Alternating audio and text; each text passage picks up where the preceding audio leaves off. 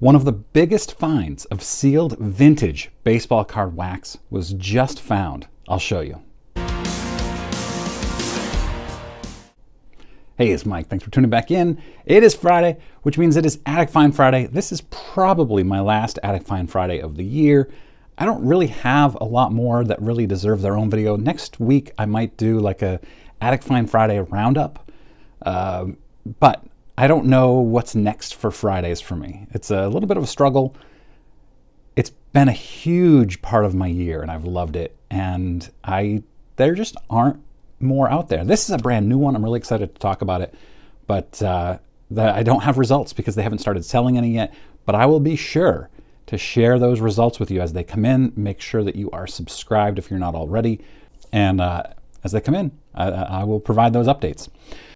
So this story brought to me by Sports Collectors Daily. They always do an amazing job with these articles. So go over and check that article out on Sports Collectors Daily. I'll try to remember to link it in the description. I often forget to do that though. They have a lot more details that I'm just not going to include, but it's definitely interesting stuff.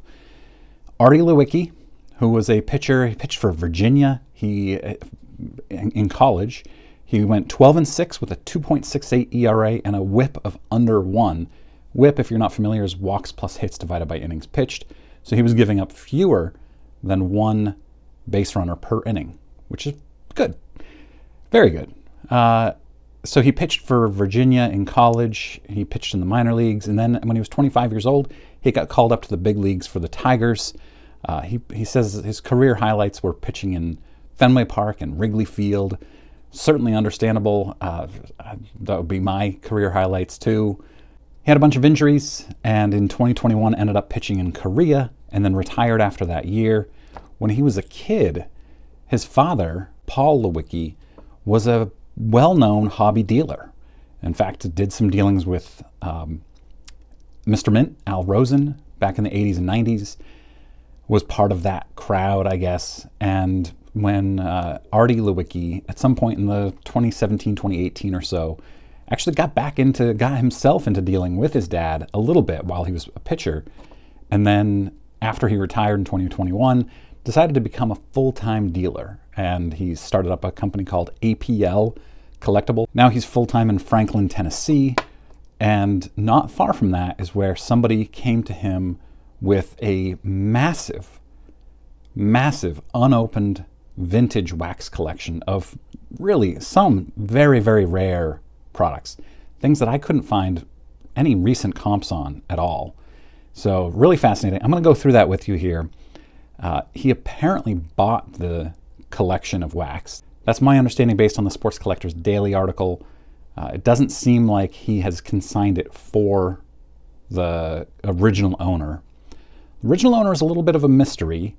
He didn't tell Artie much, according to the article, about did he work for Topps? Did he work for a manufacturer at that time?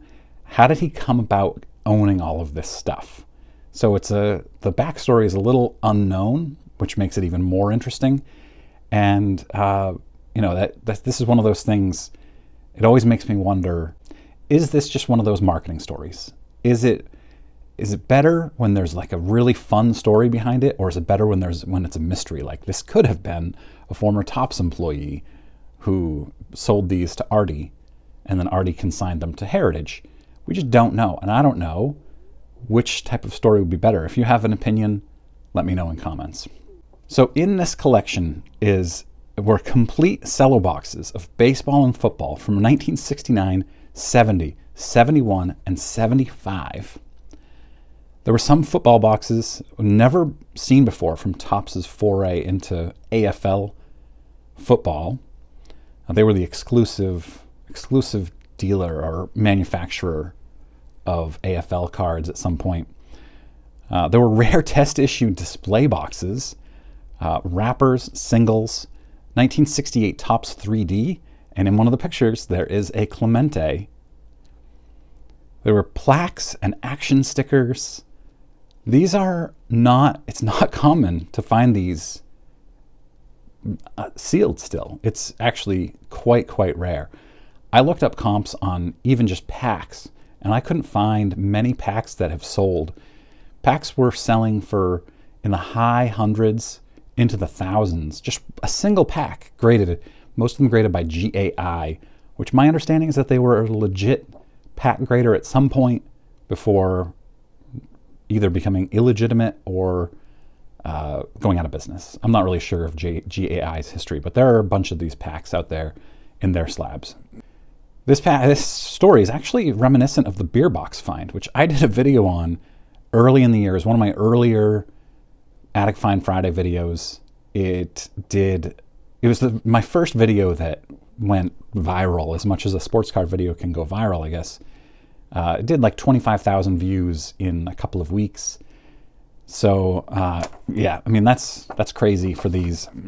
Also in this collection were stacks of loose cards, just kind of sitting there on top of boxes. In fact, some of the boxes still had most of the packs unopened, and they had loose cards in their wrappers still, like the person who owned them had opened up a pack or two, put them back in the box, and just left them there. It's really interesting. So Artie and his father Paul were a little bit concerned at first about flooding the market.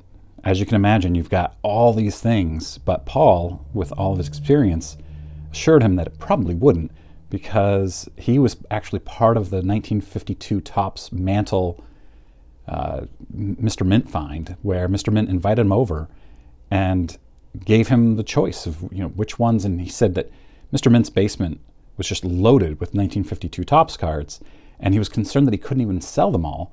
So he said, here, take what you can take, and gave them to him cheap to make sure that he got rid of them. And with all these, there's such a variety of wax. I also tend to agree that you're probably not going to flood the market with all these things. If you disagree, I'd love to hear it. I don't know enough about the whole flooding the market concept. I certainly understand the idea, but let me know what you think in comments about that too. So after he made a deal with the original owner of this, he called up Heritage Auctions. Somebody at Heritage started texting Derek Grady, the VP, I think, of sports or something like that. And Derek was on a vacation in Texas. It was the Friday or Saturday after Thanksgiving, and he just flew straight to Tennessee to meet up with Artie and his father. What they found were vending boxes, rack packs, cello packs, other boxes opened and stored carefully.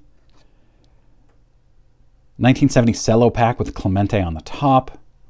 It's extraordinarily rare. 69 and 71 cello boxes are estimated to go for 6 figures. Normally, one of my favorite things to do for these videos is to show you comps. What might these sell for? There's just not out there. There's not much out there for recent. I found some in auctions that sold in like 2013.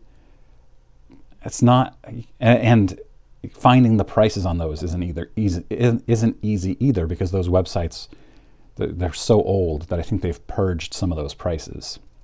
There are also 2 boxes of 1966 Batman, estimated to go for about $75,000.